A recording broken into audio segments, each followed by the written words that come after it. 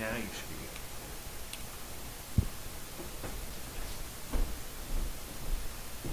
good. All righty. So, repeating myself now, in January, somebody suggested this topic, clothes and religion, and we did that in April, and of course I had way too much stuff, and so I easily had enough for another episode. In fact, we may have to go to part 3 if I don't, It's a trilogy. if I don't get going here. So, and I thought I'd start off with these 2 pictures. This is a Greek Orthodox bishop who is decked out in his regalia, in his vestments. It's easy to see that as religious clothing, I think. I thought I'd point out that there's this woman who is a beggar outside of a cathedral in Mexico, is also has religious clothing on in a sense, because there's a long tradition in many, many churches, many different religions, including Christianity, of holy beggars, people who, because Jesus was basically homeless for his 3 years of his ministry, and they tried to emulate that. Now, in her case, I think it was life's burdens which caused her to be need to beg. But since it's outside of a church, you can see this also as being a holy thing. And I've run into this kind of stuff in churches all around the world, actually. And so her clothes are also sacred clothes in that sense. Okay, and again, repeating myself, review from last time, just remind you, clothes are practical. They protect your weather, they protect you from certain physical situations, manual labor and so forth, or to meet society's standards for modesty. But what's important to us in this point is the cultural meaning of clothes. And clothes have always had cultural meaning, and there's lots of that. And there are whole books written about this easily, libraries written about the cultural meaning of clothes.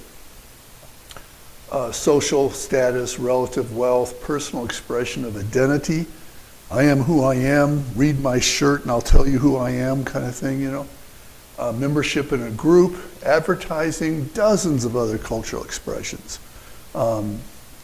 And so all of that is going on. It's also been the means of social control, especially the control of women's behavior and identity. The church has been involved in that, which is not one of our finer moments, I don't think, but all churches have been involved in that, not just ours. And so religious clothing also goes far beyond practical need. It's also very cultural. And so the cultural role of sacred clothes designate the wearer as not secular. I'm religious, I'm a religious person. And that's one thing they want people to know. But it's also a way to remind the wearer of their connection to the divine and the commitment they've made to follow the divine and so forth. Lots of examples of this. What I included this time, these are different examples than I had last time. The kippah, which is this skull cap worn by Jewish men. That's what it is in Hebrew. It's yarmulke in Yiddish. There is a tradition, not based necessarily in scripture, but there's a tradition that men should honor God by covering their heads. And so many Jews, I don't know if most, but maybe most Jewish men wear these when they worship. Orthodox Jews wear them pretty much all the time, even when they're not worshiping. Or they have a couple other things they do. This is a hochi, this kind of a hat. This is called a streamel, which is a large disc that they wear kind of for fancy occasions. But anyway, the point is that they're covering their heads so that they honor God. Okay. So that's an example of that. It reminds them of their relationship to God. Okay. Now, this was brought up in January, I heard somebody say, what about Mormon underwear? And so our first topic today is going to be Mormon underwear as a article of religious clothing, because I'm trying to respond to the outcry from the group. These are called temple garments, and they're part of the endowment ceremonies that take place in Mormon temples. And so we're going to go through the endowment ceremony really quickly to see how that works. The first endowment, there's two endowments. The first endowment is also a two-part sacrament. It's required for anybody who's a missionary or any couple in a celestial marriage. And marriage could be different kinds of marriages in Mormon faith. Celestial marriage is the one you ascribe to or hope for, you know. So the first part of the endowment ceremony is a scripted reenactment of Adam and Eve and the Garden of Eden and the fall and all that kind of stuff. It has symbolic washing and anointing. Participants receive a new name, which is used in the sacrament. It doesn't replace their given name outside of the temple, but their temple name is given to them. And they also receive their temple garments at this time. That's when they get these temple garments. The second part involves symbolic gestures and passwords considered necessary to get past the angels who are guarding heaven, to get to heaven. They are not, under no circumstances, ever to reveal those passwords to anybody else. It's a way of preventing unjust people from getting to heaven. There's also a series of covenants, including covenant of consecrating yourself to the Mormon Church, and so forth. Okay, so this all goes on in the first endowment ceremony. But this is where you get your temple garments. The second endowment is less common and more serious. It is considered the pinnacle ordinance of the temple. It's a sacrament given jointly to a married couple. It's designed to ensure salvation, guarantee exaltation, and confer godhood. I think we've talked a little bit before about Mormon celestial marriage and what it involves. Its exaltation is a step beyond salvation, and because Mormon celestial marriage is designed to provide for gods to rule over universes in the hereafter, they are anointed as kings, queens, priests, and priestesses at that time. So both of these rituals were instituted by Joseph Smith in the 1840s in Nauvoo. So this came from him. They can only be performed in a temple. One reason why the Mormon Church is enthusiastically building temples all around the world, I think there's 150 or so by now, maybe more. I don't know. I don't keep up with the temple building. But the reason why there are so many temples is you have to have one nearby so you can do these endowment ceremonies. You have to do them in a temple. And they're only open to LDS members who meet certain qualifications. So they're not open to everybody. Okay, so that's the endowment ceremony. Now, the temple garments.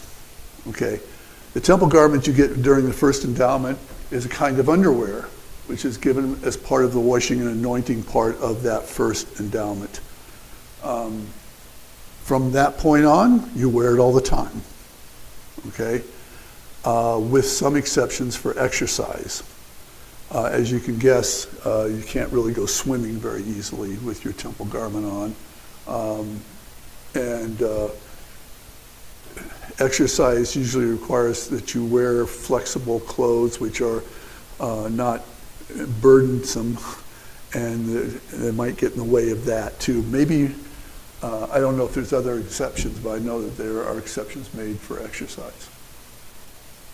But you're not allowed in the temple without these garments on. I don't know who checks this, but they do. You have to have them to get into the temple from this point on in your life.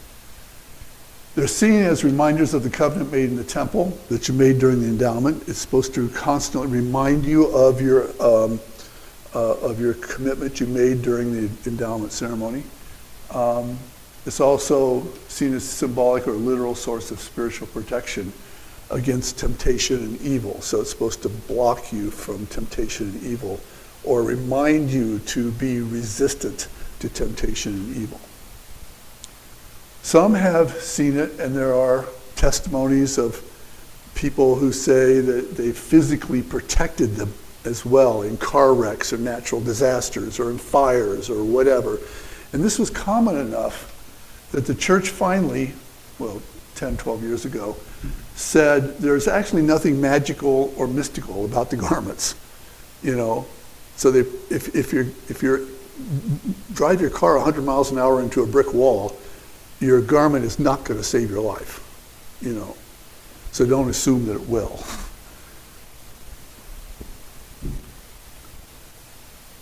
But these garments are really important to church members, to devout church members. There's all kinds of Mormons who don't care about the church and are doing whatever they feel like, and they don't care about the temple garments, But for devout church members, these are really important. And it's a reminder of the sacred and personal aspects of their relationship to God. As a result, most active, devout members are really hesitant to talk about them because it's personal. It's very important to them, and it's not something you just parade and triumph throughout the world. Okay. When they wear out, they are instructed not to throw them away, but to dispose of them either by cutting them up into small pieces or burning them, which is exactly the same way you treat the American flag when it is. So it's a show of respect for that. Again, their origin came from Joseph Smith at Nauvoo in the 1840s. He designed the robes. He instituted their use. The original design looked like a Union suit, if you know what a Union suit is. Old-fashioned underwear, basically. The sleeves came down to the wrist. The leg sleeves came down to the ankles. There was a collar with a tie on it, and the crotch was open. But that's not unusual because all underwear of any kind in the world at that point had open crotches. And it wasn't until the early 20th century that they started not having open crotches on underwear. So, and that's for anybody, not just for Mormon underwear. So that was not unusual at all. This is kind of an example of what it looked like. This is an 1879 example, a drawing of it. And it usually had these symbols included on them as well. The V here over the left breast was called the compass, represents the North Star, an undeviating path to eternal life. It's supposed to remind you of that.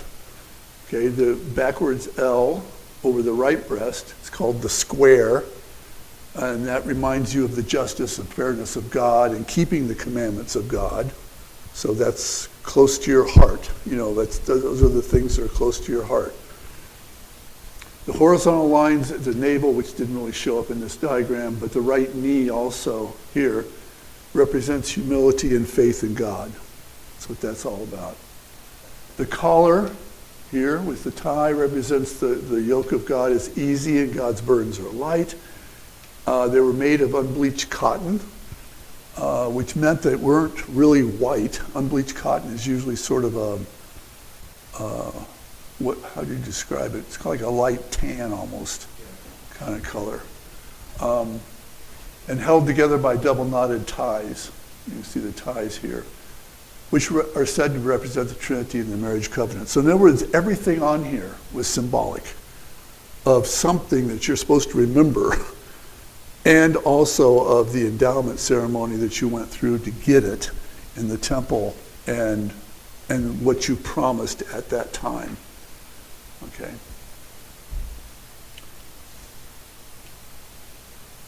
So this guy's wearing one in 1904. He obviously has got a wig on and probably a fake beard.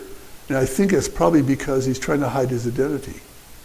Not because he's worried about somebody seeing his underwear, but because he's uncomfortable with people knowing that he revealed some of what the underwear looked like. It's my guess, but I'm just guessing that. Okay, I don't know that for sure. He doesn't seem to have most of the symbolic markings as well. 1893, the color was standardized as basic white, and this original Union suit design was considered God-given. You know, Joe Smith was a prophet. He got it straight from God. This is what God wants us to wear, so we got to wear it, kind of thing. And that was throughout the entire 19th century. Some church members wanted less restrictive garments, It made it impossible to wear short-sleeve shirts without revealing the garment. You certainly couldn't wear shorts without revealing the garment. And so it locked them into long-sleeve shirts, long pants, and so forth. But despite that fussing, in 1906, the church president, Joseph F. Smith, strongly condemned any change to the basic Union suit concept. So even at this point in the 20th century, the church said, we are going to have this design. It's from God. People kept fussing about it, though, and kept fussing about it. And finally, in 1923, the church president, Heber J. Grant, allowed some alterations. And so this is when it first alterations to the underwear took place. Sleeves could end at the elbows and just below the knee, which didn't help a lot with short sleeve shirts, but nevertheless still was a step in the right direction. The collar was eliminated, buttons replaced the ties, and the original open crotch was finally closed in 1923. So just about 100 years ago. The major reason for the change is it was difficult and hot to work in them. And Mormons have a real emphasis on hard work. And they told people they wanted them to work really hard, but then they gave them a garment which made it hard to do that. And so they finally said, okay, we got to back off on the garment a little bit so we can continue to do that. But there's lots of situations in which the longer garment was being exposed to non-church members, and it was sacred. It was not something you showed off, not just because it was underwear, but because it was sacred. That was the issue. Other changes came after 1923. They kept shortening the sleeves, and what do you call pants sleeves? They don't call them sleeves. What do you call this? Legs? Pant legs, I guess. Okay. They shortened the sleeves, both arms and legs. In the 1930s, they established a church-run mill to produce the garments, and that helped standardize the design. Otherwise, people had to, come up with their own. And so they were getting all kinds of alterations and variations. And so the church created a standardized design. And even then and today, they sell the church sells these at cost, basically at cost, to try to hold the cost down so people can afford to buy them. So it's not a profit kind of thing they're doing. In 1979, the church revamped them again and created what is more or less the current style. There's been a few things since then, but more or less the current style. For the first time, they were two-piece. The arm sleeves were dramatically shortened. An issue came up because military people have to wear military clothes, including military underwear. That's what it means to be in the military. You do what you're told, and this is what they tell you to do. And so the church for a long time has allowed people to have them send their military clothing to the church, which they will put the emblems on, the symbols on, and all that kind of stuff, and effectively anoint them as sacred temple garments. So here's what they look like now. This is what they look like now, basically. The changes since 1979 is they've started using spandex to have a tighter fit. They took the lace off the women's garment and removal of the arm sleeves, made them really short or removed them entirely for people who lived in really hot climates, especially. And that lack of sleeves has created some controversy amongst LDS, traditional LDS women who viewed it as being immodest. So there's a bit of a fuss. It's not an insurrection going on or anything like that, but a bit of a fuss. But the evidence seems to suggest that church members are still really strongly connected to their temple garments. Okay. So that's the underwear part of it all. Okay. And a devout Mormon probably is wearing them all the time.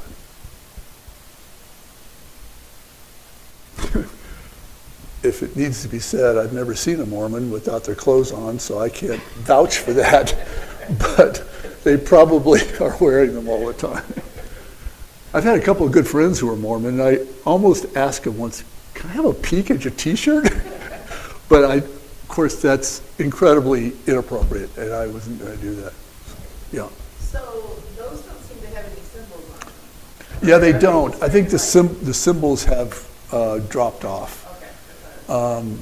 Is my understanding, because obviously these don't.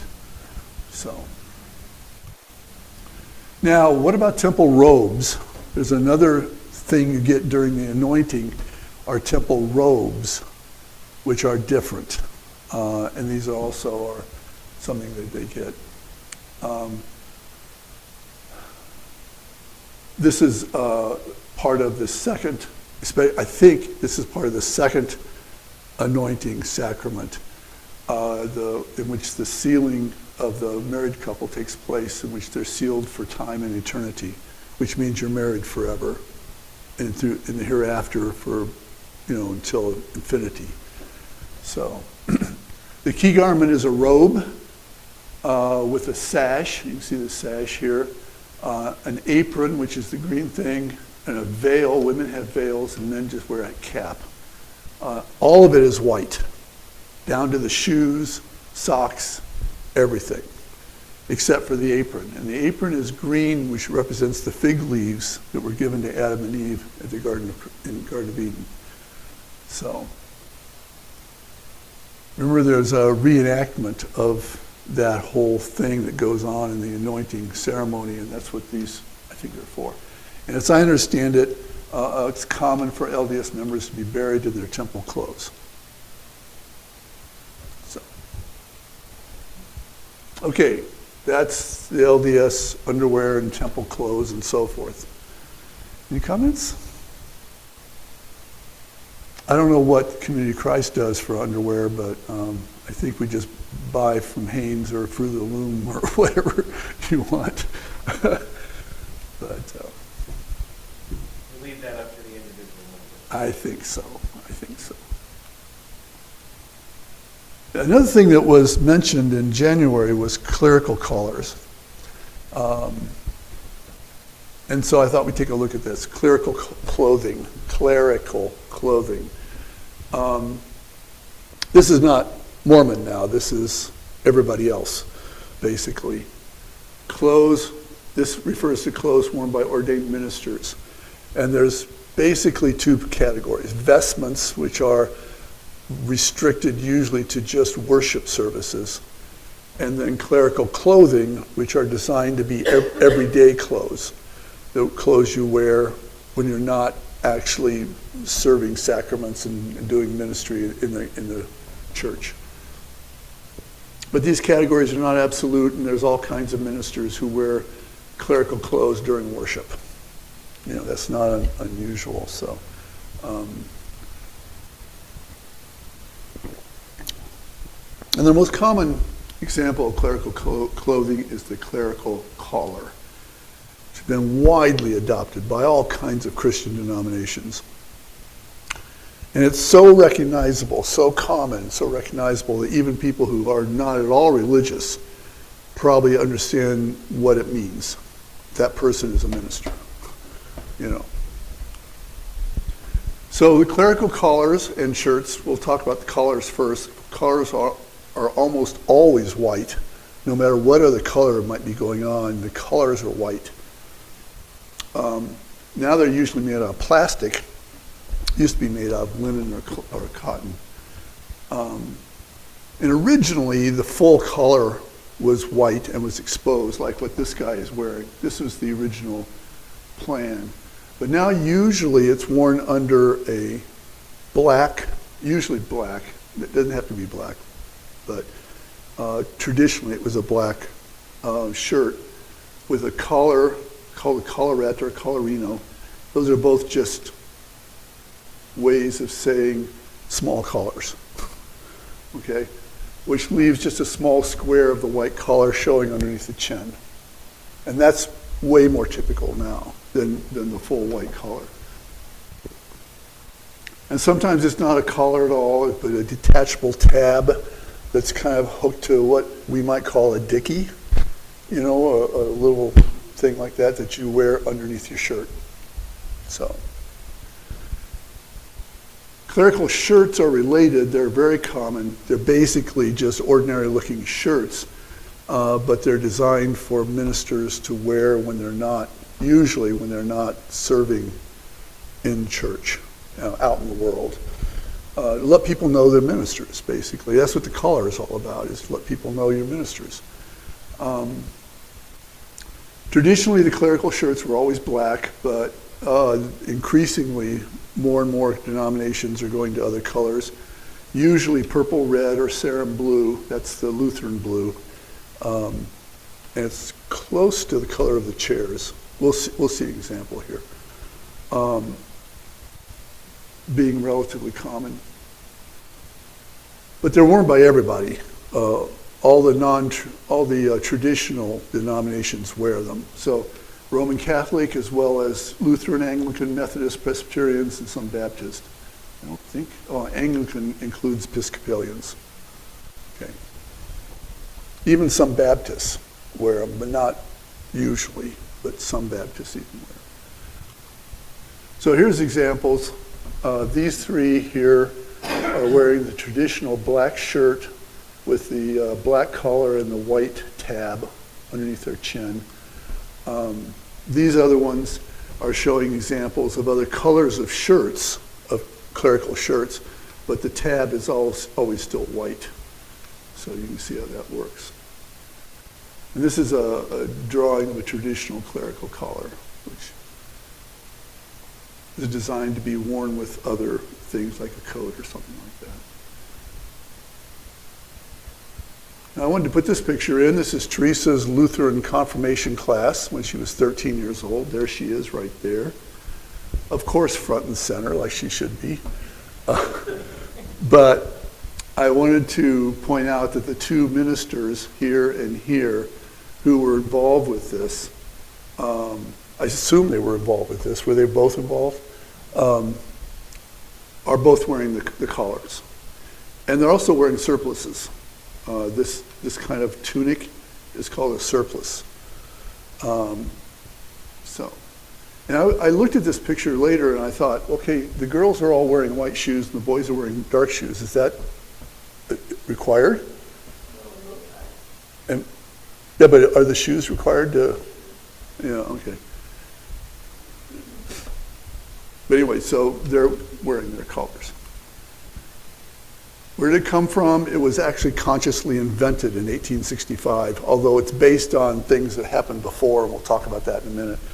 But a Presbyterian minister in Scotland, because he wanted to have something to tell the world that he was a minister when he was out just walking to the store or whatever, okay? He wanted the world to know that. And a lot of ministers wanted the world to know that, and so it took off like a rocket. Everybody was adopting it really quickly. It became mandatory for U.S. priests in 1884. So the church, the Vatican just said, you will wear these, you know. There's even a few Jewish rabbis have adopted it, or versions of it, but that's not usual, that's not common, but occasionally they do.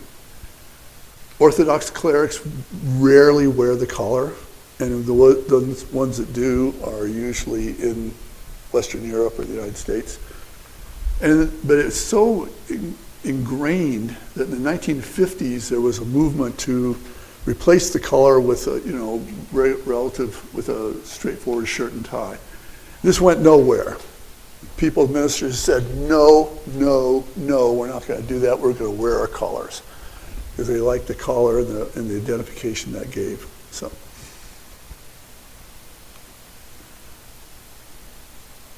now, if you go back, ruffs are likely the first distinctive collars worn by the clergy. They date to the early 1600s. And for reasons which I don't know, I'm sure somebody does, Lutheran clergy, especially in Denmark, but also a little bit in Norway, still wear ruffs. So here's a Lutheran minister wearing a ruff. So that's what they look like now. And that's nowadays, that's not in the old days. That's now. But a lot of, from ruffs, it went to preaching bands, which were the next step heading towards the clerical collar. And these are preaching bands, these two tabs that come down like this. This is Jonathan Edwards, a famous, real famous preacher in the 1740s.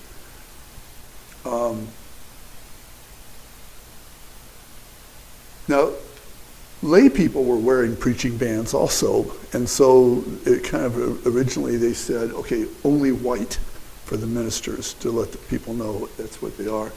And the dark, and it set off against the dark suits they wore. Now, if people wear preaching bands, and some still do, they sometimes are other colors, like this guy is wearing a black one trimmed in purple, and so forth. So here's a Methodist minister wearing preaching bands, along with a cassock, which is his long robe type thing, a surplice, which is a short tunic, which usually comes down to mid-thighs or knees, and a stole. The stole is the purple thing he's got on there. Here's another guy with preaching bands and a robe. He's got a robe on and a surplice, but no preaching bands. So.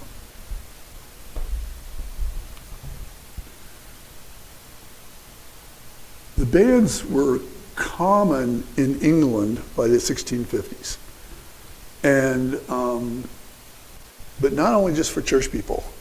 Judges and lawyers and academic people adopted them also. And they became so common that by the 1700s, they were specifically identified with these three professions: clerical, legal, and academic. It became the symbol of those professions. And they're still used in England in the legal profession, not so much in the United States, although Ruth Bader Ginsburg often wore a modified preaching band on her robes when she served on the Supreme Court. Just one of the classy things she did. She did a lot of classy things, but that's one of them. But bands gave rise to cravats or neckcloths. You're getting a history of how people dressed here. And that remained by 1665, and that remained popular among lay people until the 19th century. So here we have Joseph Smith in 1843 wearing a neckcloth which is tied into a bow. Okay, so that was common. They stayed common and popular until the 1890s when the necktie took over, to the frustration of men everywhere. Am I revealing myself here a little bit? Which is still the standard form of formal dress in the Western world. If you really dress up, you wear a necktie.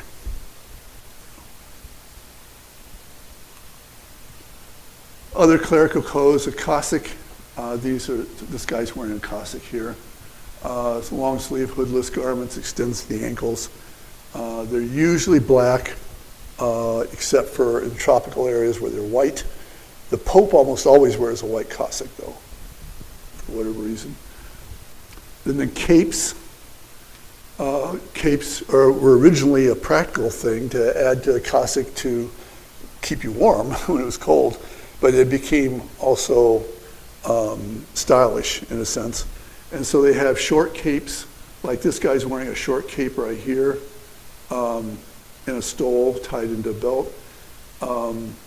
Some come all the way down and cover the arms and so forth.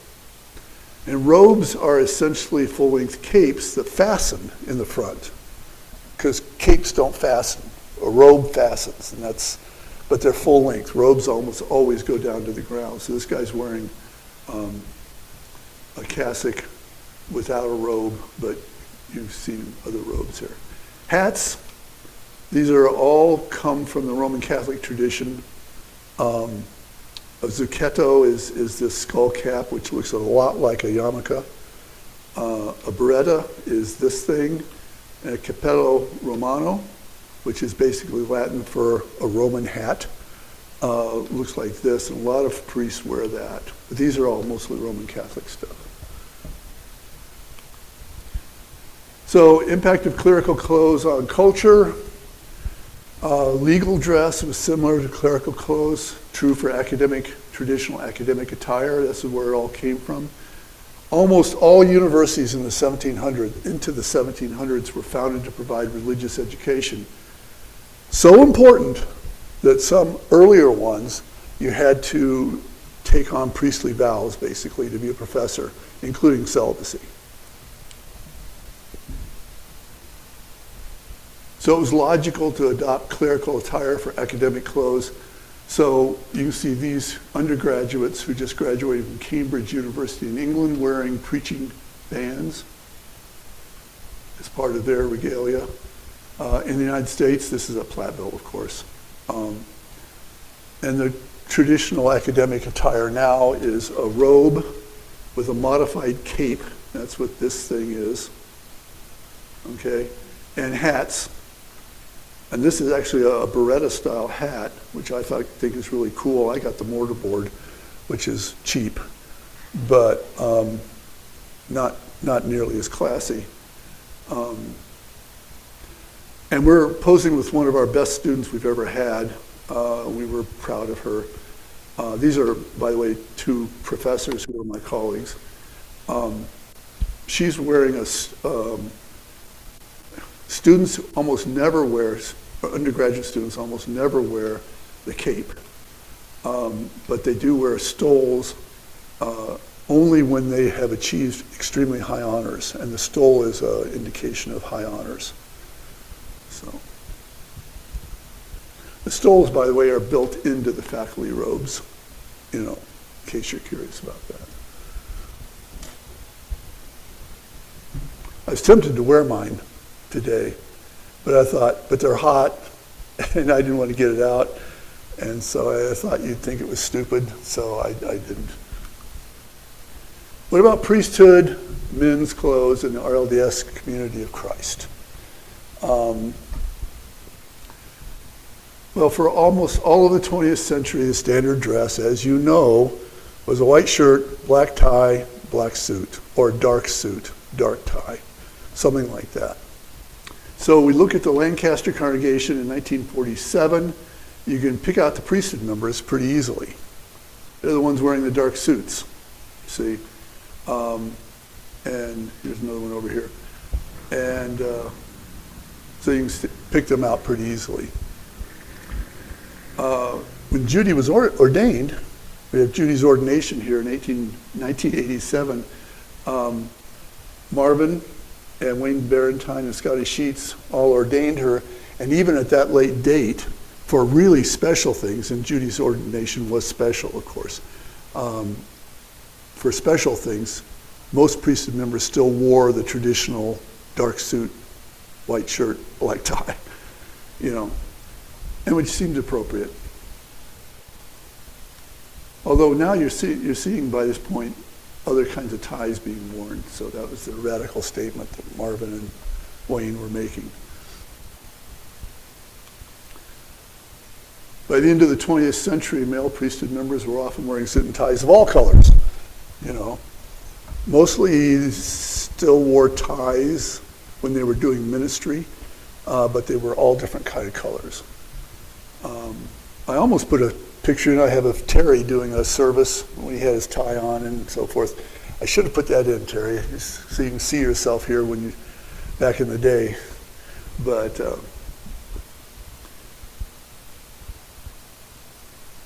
and into the 21st century now, of course, less formal attire is kind of common, but most still dress up for special sacraments. So if I was going to do a wedding or a funeral or a baptism, I would definitely put a suit on and a tie.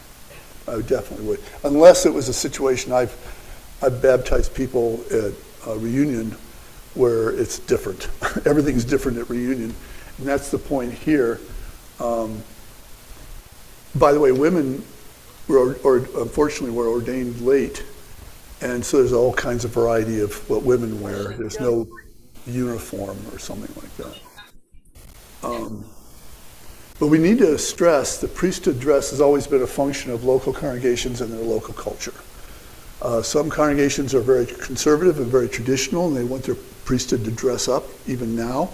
When I preach at Soldiers Grove, which I'll do next week, I always wear a tie. So if you ever want to see me in a tie, you got to come to Soldiers Grove. Because it seems appropriate to do that at Soldiers Grove. If I didn't wear a tie, would they throw me out? No, of course not. They would greet me because they're loving people and they're not going to have a problem with that, but it just seems appropriate to do that. I don't remember the last time I wore a tie here except for doing something really special. You know, it's been years and years and years because we have a different culture. So. Most church appointees dress formally for ministry, especially when they're in independence, but if they go to reunion, they don't necessarily have that. In 1981, I got a picture of Reed Holmes here, who was an apostle at Oak Hills at reunion. And even in 1981, he was not going to wear a tie out in the woods, you know. If he was, I don't remember what he wore when he preached. He may have put a tie on then, but he's not going to wear a tie otherwise.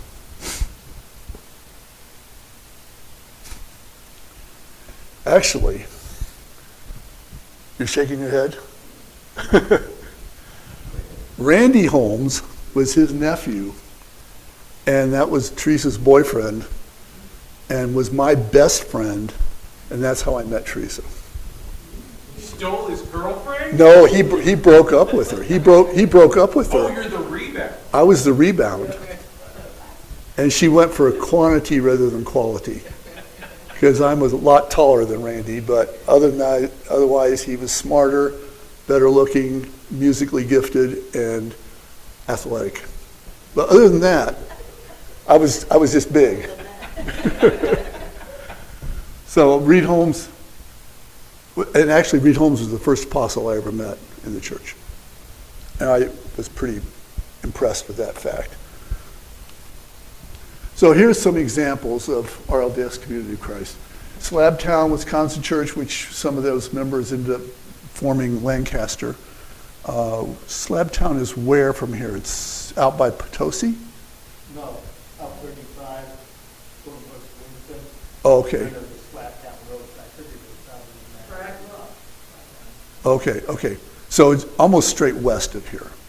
Okay. 1956, Howard Sheffield and George Noble basically wearing the dark suit, dark tie, white shirt. John Jordan was an appointee who spent a lot of time here. He's wearing the same kind of clothes. But you can see by 1981, Ken Stone is a little more traditional. He was wearing basically a version of the dark suit and dark tie. But Dennis Loy, who was a priesthood member here, was long since given up on that, but he's still wearing a tie and suit. Sitting right up here.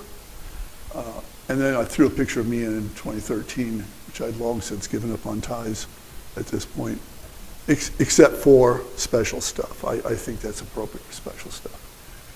In 1992, I went to the Macy congregation near Omaha, in Nebraska.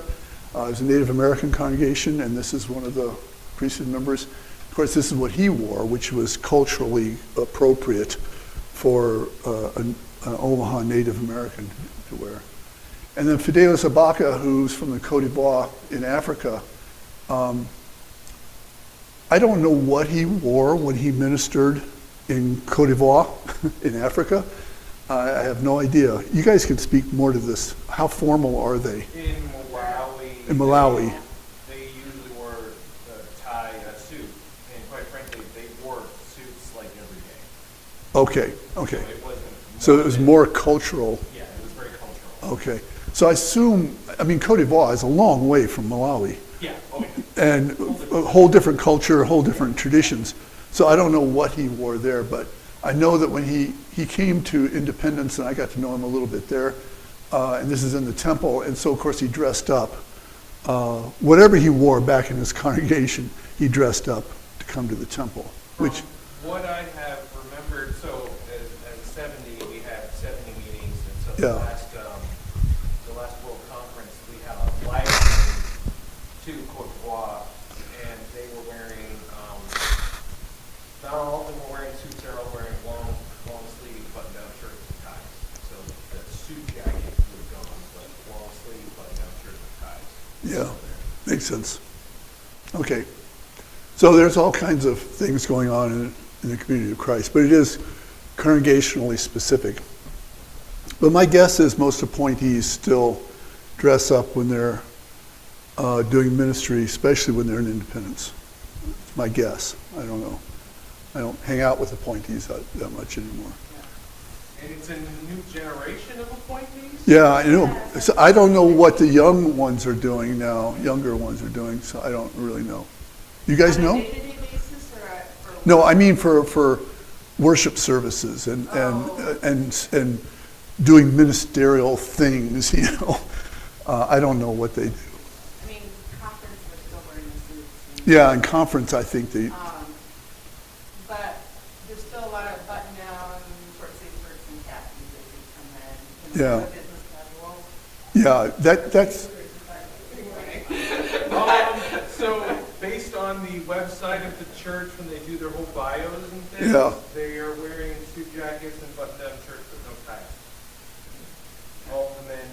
All the men are suit jackets, button-down shirts, and Yeah. no tie, or just a Button-down shirt. button-down shirt. that's kind of what I was guessing, especially the younger ones, but didn't know that. Boone is just wearing a nice African style Small collar shirt. small collar shirt. His Buddha. Well, that makes sense because he's African. Okay. So one other topic real quick, won't take long. Yeah, I do want to make just a quick comment. Sure, sure. Going to schools. There has been, with recent ministers, community Christ participating in protests with other ministers. yeah, There has been a little bit more stronger desire to have clothing, something like a stole. Which identifies them. That identifies them Yeah. as also a minister. And so, for example, Becky Turner has designed a stole, she's been participating in protests up there, and working with the group, and so she's had a stole designed with Missouri principles embroidered on. oh, that would be cool. Yeah, and then We should get there's those some here. other models out there too of those. So because there are still times and places where we want to try to we generally wear street clothes, right? So Yeah. to have some kind of clothing that was part of the ministry. So yeah, kind of wanted to. No, that's, I didn't know that, and that's interesting. Yeah, I've, and I think even some of our apostles have stoles that they will wear occasionally on things for events like public Right. community type events. to let people know that they're real. Yeah. Cool. Thank you. I didn't know that. Okay, let's go to Buddhism real quick for a change of pace. Buddhism is a religion which is focused on alleviating suffering. That is the reason Buddhism exists. The Buddha taught that suffering is a function of attachment to and striving for worldly possessions and status. You suffer because you want stuff and you can't have it, and you suffer as a result, and you cause others to suffer because you steal and you rob and you hurt people and things like that. That's kind of what he was taught. Nirvana is the joining your spirit with the great everything. It's hard to explain in English. It works better in Hindu. But by the way, Buddhism was founded in India, so a lot of this stuff is in ancient Hindu. But it's not Hinduism at all. Not at all. It's a very different religion. But nirvana is joining your soul with the universe. And the route to getting there is to eliminate cravings and be satisfied with living simply. So Buddhism is all about living simply and not craving stuff, not wanting stuff. There are 5 precepts that guide the lives of all Buddhists. Devout ones. There's all kinds of Buddhists who don't care about things and say, oh, sure, I'm Buddhist, give me a cigarette, or something like that, so. But the devout Buddhists would try to live up to these precepts. They're not commandments. It's not thou shalt or thou shalt not, but they're rather promises to oneself in the form of I will try to, and then refrain from killing living creatures, refrain from taking what is not freely given, that is from stealing, refrain from sexual misconduct, refrain from incorrect speech, lying, harsh language, slander, idle, gossip, refrain from intoxicants which lead to mindfulness. And you can look at those and see why Buddhism has never taken off in the United States. This is not our culture. It's just not. So.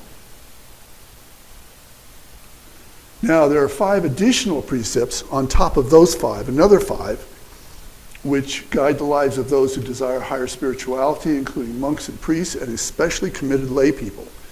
So if you really, really feel your identity as a Buddhist, you would do these, which include celibacy, refraining from secular entertainment, absolute poverty, having only simple possessions, and not decorating yourself in a vain attempt to appear beautiful. And the last 3, these 3, commit dedicated Buddhists to very simple clothes and an almost entire lack of jewelry. Okay, so these would keep them from doing that. So the Buddhist monk often looks like this. It's basically a sheet of clothing they just wrap around themselves. And the orange is a sacred color, so they're often in orange. But this is a typical Buddhist monk.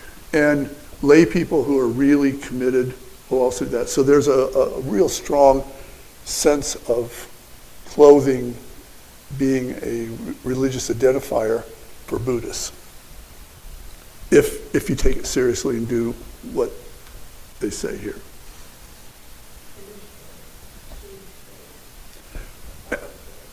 I think the shaved head goes back to not decorating yourself, But Teresa and I had a friend who became a Buddhist monk, and she shaved her head for her, don't call it ordination, but whenever she became a monk. And I think that was a sign of her commitment to doing this, and was also in response to not trying to appear beautiful, So, although Matt's beautiful, and he has a shaved head, so I don't know if it works. It's hard not to appear beautiful. It's hard not to appear beautiful when you look like Matt. I mean, my gosh.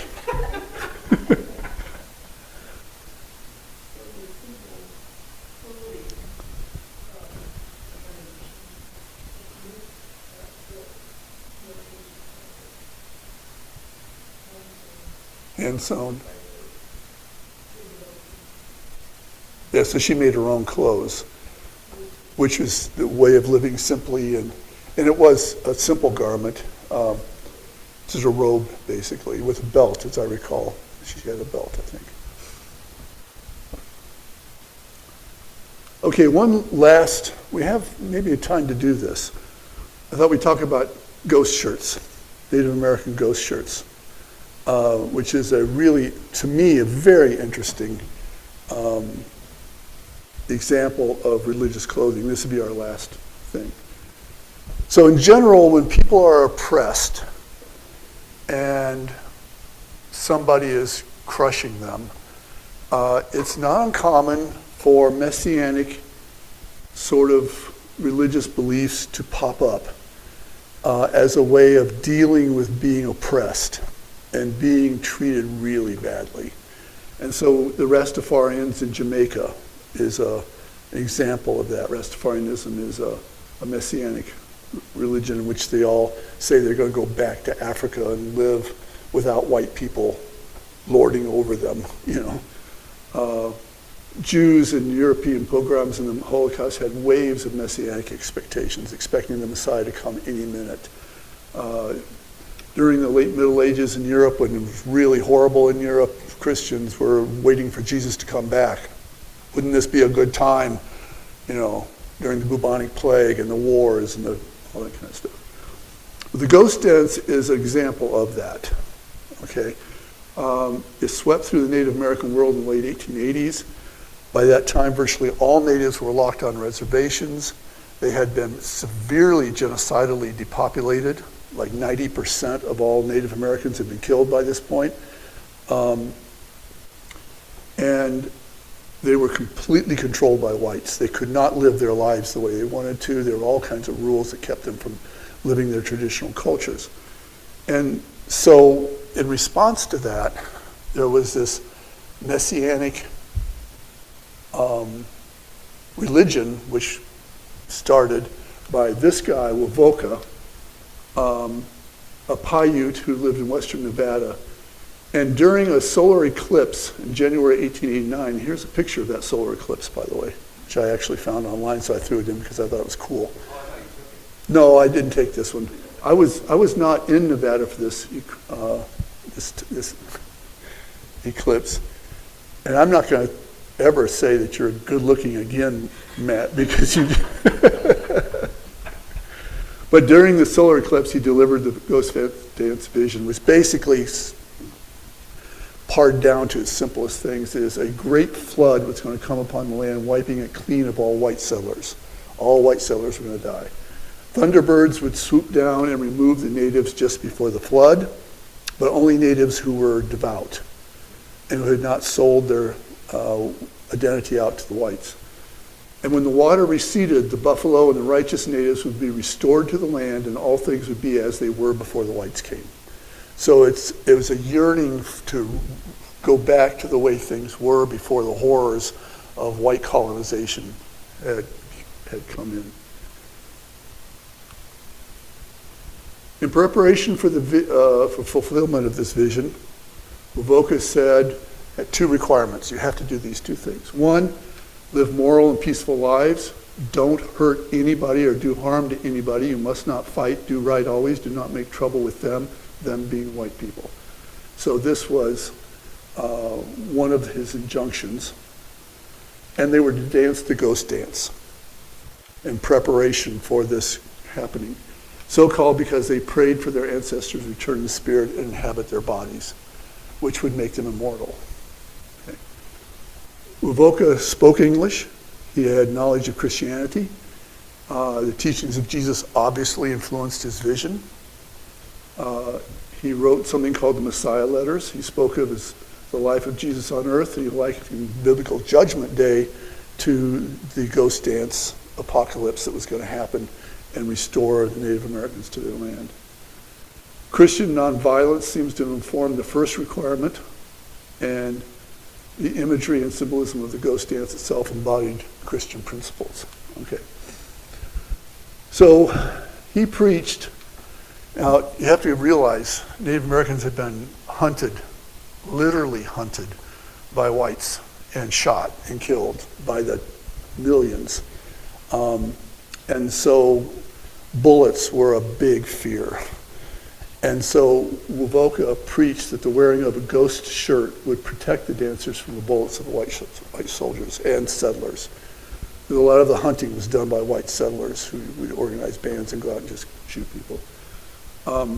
Given the history of white oppression of natives, this was critical in the role of the popularity. The fact that they thought they were going to be protected from bullets meant that they would they would be willing to do the ghost dance. The shirts were considered deeply sacred. Now, these are all original ghost shirts from 1890s. They're in museums, of course. You know, nobody wears them now. They're priceless now, but they're in museums. So the ghost dance, the leader would create a circle dance, everybody get in a circle, and it's real simple dance. You just kind of, just do this. Just going around the circle, moving to the left, real simple. And they would sing, and they sing songs, and they would dance for hours. If they had a vision, they would fall unconscious to the ground and then come awake and share their vision. And the dances would go on for days with participants in a hypnotic state, yearning for the restoration of their world.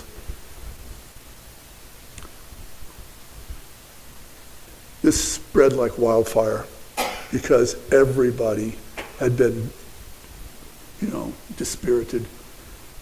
And in a couple of years, natives were dancing all across the Great Basin and the plains. The Lakota, here, now in South Dakota, sent an emissary to Avoca to learn the dance. When they returned, they enthusiastically embraced it. In addition to the Lakota, the Arapaho, the Kiowa, the Cheyenne were important dancers. These are the three most powerful, well, with the Lakota, the four most powerful Plains tribes, along with the Blackfeet, would be the top five. But they were the most powerful tribes, and they had lost everything. And so they really took it on as a way of reducing the subjugation of the whites.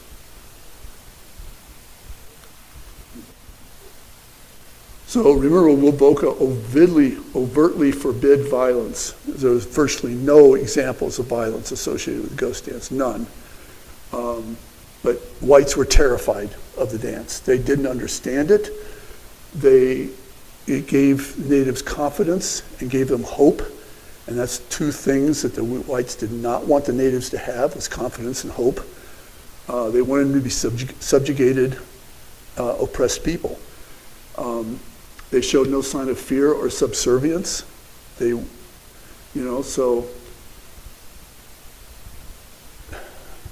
the whites didn't understand it at all, and that added to the terror. So in 1890, the official word from Washington, D.C. was for soldiers to end all ghost dancing.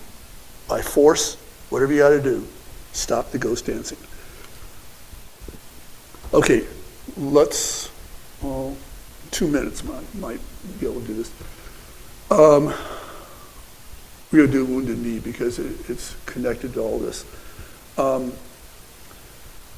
When the superintendent tried to end the dancing on the Lakota reservation, Bigfoot, one of the big chiefs of the Lakota, took his people off the reservation so they could do the ghost dance.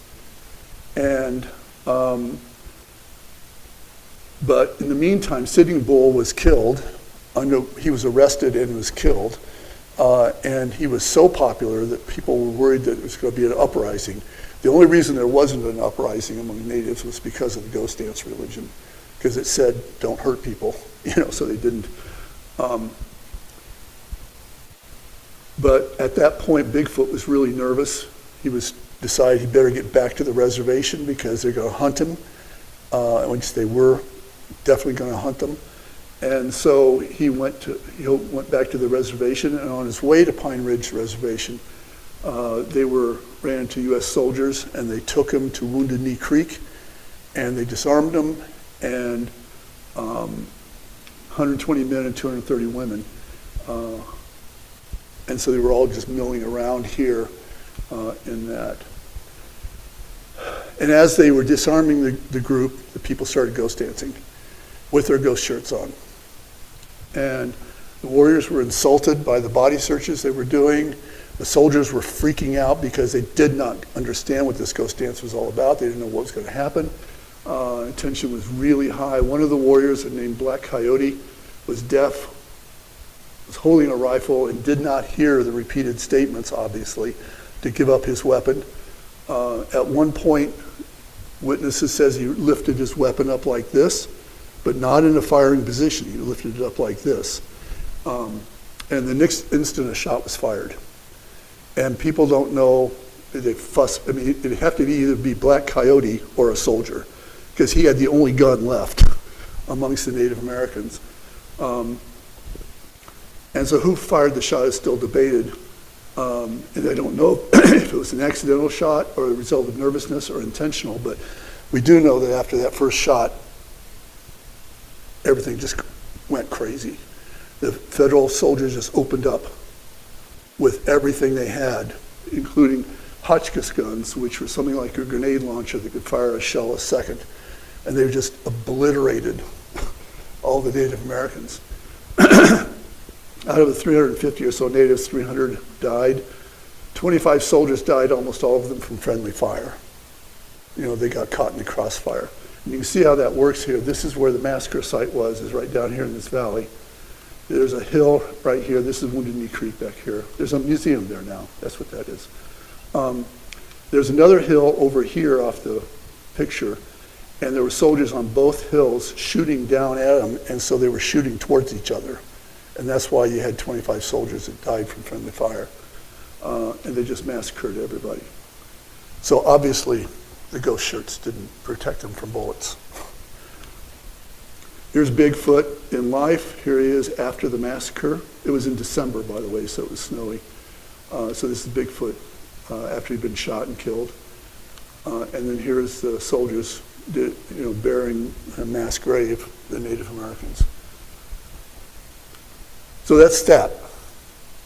Only 5 minutes late. Not bad for me. Any questions or comments or discussion? Downer of an ending. Is a downer of an ending. I'm sorry about that.